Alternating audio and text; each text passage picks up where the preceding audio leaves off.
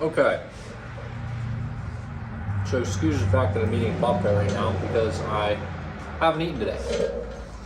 Um, I'm in a pickle as far as what I want to do.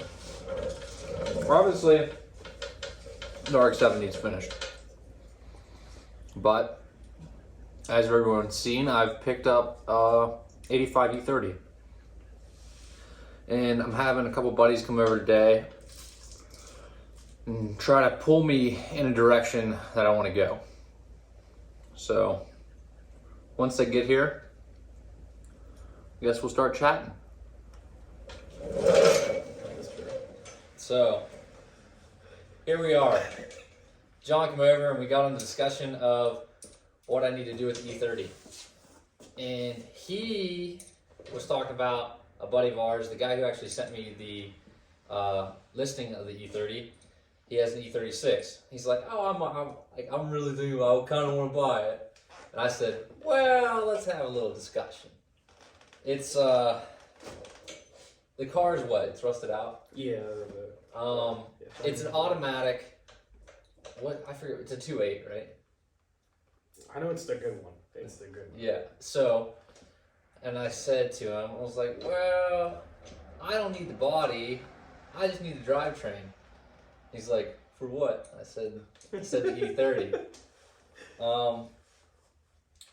So the original plan with the E30 was to flip it. I'll be honest with everybody, I got it for a good deal, and I can make a bunch of money off of it.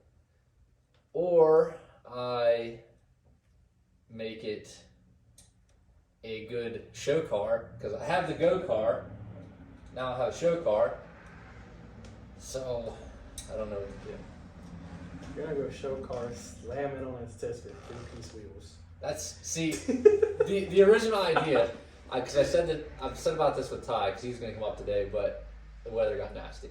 The paint's not very old. It's high metallic, like good paint job, and the blue is immaculate. And if I were to do a color scheme, it would be white and blue, just like the RX-7 was. Probably knock off BBSs. I mean, I have knockoff BBSs. I can't say much so. But because we're poor and we can't afford nice BBSs, hence the reason that had reps. But yeah, I'm torn between what I need to do, whether I want to still flip it or hang on to it for a little bit. You know how much I got it for, didn't you? No, you didn't tell me. I don't think you did. Hey, first of all, I was the first one to guess what it was from the picture. You did. It was when I posted that. What did I get? And John messaged me. He's like, "What'd you say first?" You were like, "It's a." First of all, it's a Datsun. Yeah, I thought it was a Datsun at first, like, by no. the square body, and then I realized that this boy over here shaded the hood. And you can clearly tell that the hood was facing forward. And I was like, oh, no, that's an E30. My man sucks at it. And I was like, oh my God, bro. Good ass scribble job. It was horrible. But I guessed it right. First try. So. It's clean. It is. There's no rust on it at all. You could go, either way you'd be winning, regardless of what. Yeah. So. If it was your car, what? So if it was my car, I would keep it that OEM color. Nothing crazy. Absolutely nothing crazy, because that is a relic. See, that was my thing. Like the 1.8 in it needs a head gasket. I'm gonna get everything to do the head gasket. Might pull a motor, just regasket everything. Yeah. But what more really? Honestly, I would do OEM plus. Just like a little extra. A little extra, nice little lowering springs, nothing crazy, nothing too stancy, but nothing too track. Simple OEM plus parts. If you were able to find them, because knowing it's an E30, finding M3 parts would be crazy. Yeah, M3 parts. That's Yeah. that's biting into the Yeah, budget a yeah. little bit. Yeah. Like, I don't know. There's so many different ways you can go at it, though, because you could literally airlift it, airlift performance, slam it on its tits on bags with nice 3-piece wheels. But then again, that would take the authenticness off of it and the cleanness off of it, and it's just it's a tough thing to weigh out. I mean, yeah, whether because I had the idea of doing the 2.8 inline 6, keeping it automatic, something my wife can drive. And then I had another guy at work say, "Oh, well, I'm getting rid of my truck here soon, and maybe we can just throw the 5.3 in it." I was like, that would be cool if you gave it to me.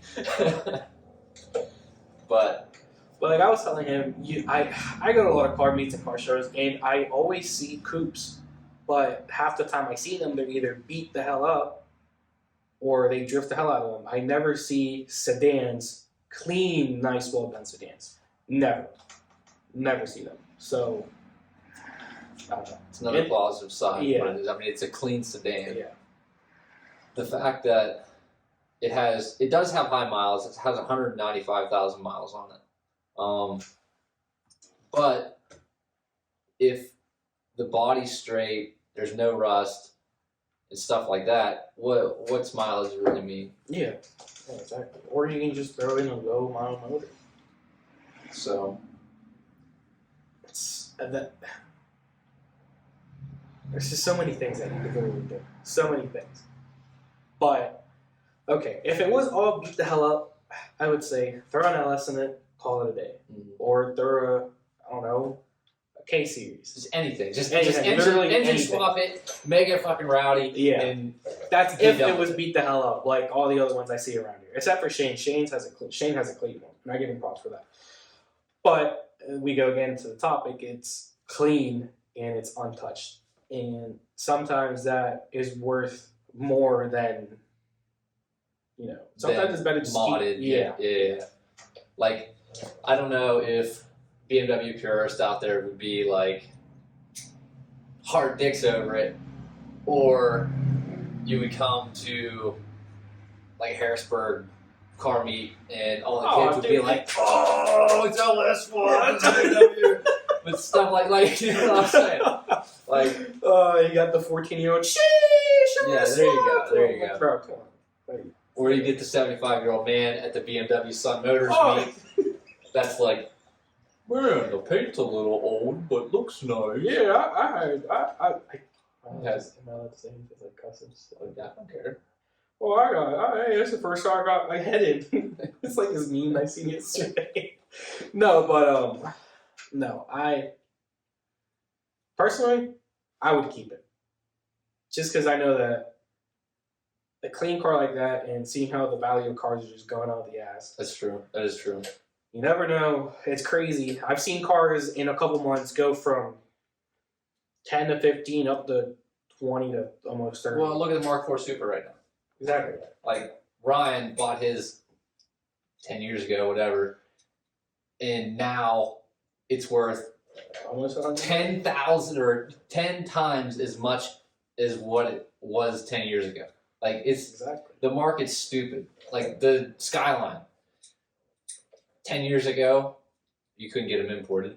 But they were, when they first came over here, I think you could get an R32 GTR for 20s. Yeah, Low mid-20s, 30.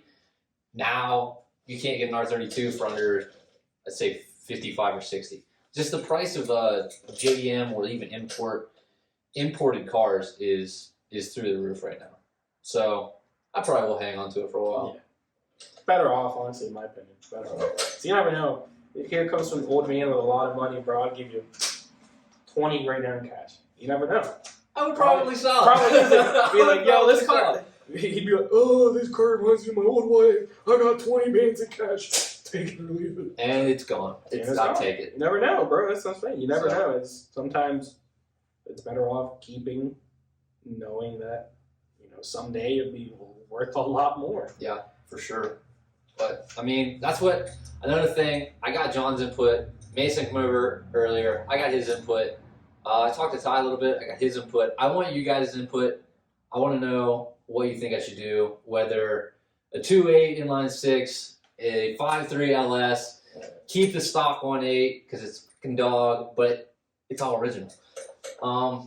So let me know. Like, subscribe, do whatever you want.